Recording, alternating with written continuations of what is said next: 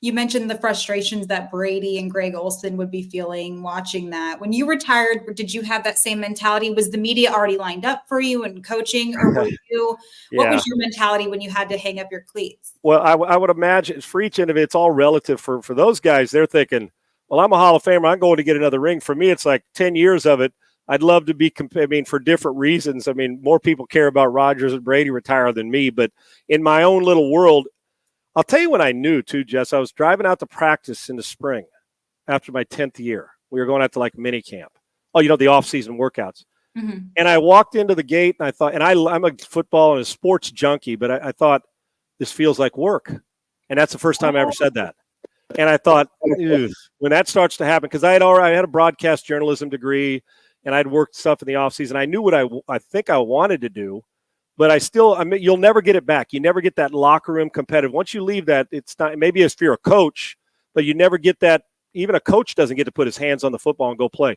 It was tough. And for the first 3 years, and I had, Minnesota had called me back, but I promised myself and my family when I walked away, I wasn't going to be maybe tempted. I was not coming back.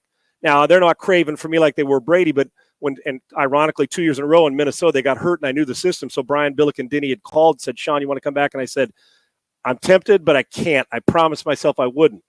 Now I think back, milking another 3 or 4 years out of it would have been cool. But for the Rodgers and those type of the Greg Olsons who are broadcasting every day and knows he could still play and at a high level, or Tom Brady, it's got to be tough, especially when you're in Aaron's case, it's winding down. Even if he has 3 great years, now we're pushing mid-40s. At some point it comes to an end, even though he could probably still play. But it was hard because you think you know what you want to do next, but you don't know because it's what we've been doing our whole life. And so I tried to be pretty well-rounded. So the transformation, and I quit playing in June.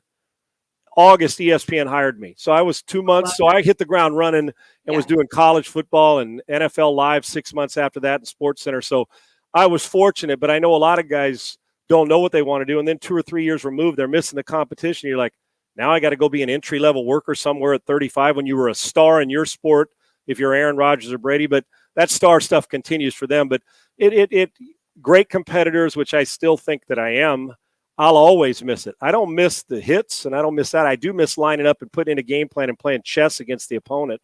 Yeah. And I think you always will. And hence why guys like Brady and Aaron Rodgers do it for a long period of time, and they don't want to leave it. I don't blame them.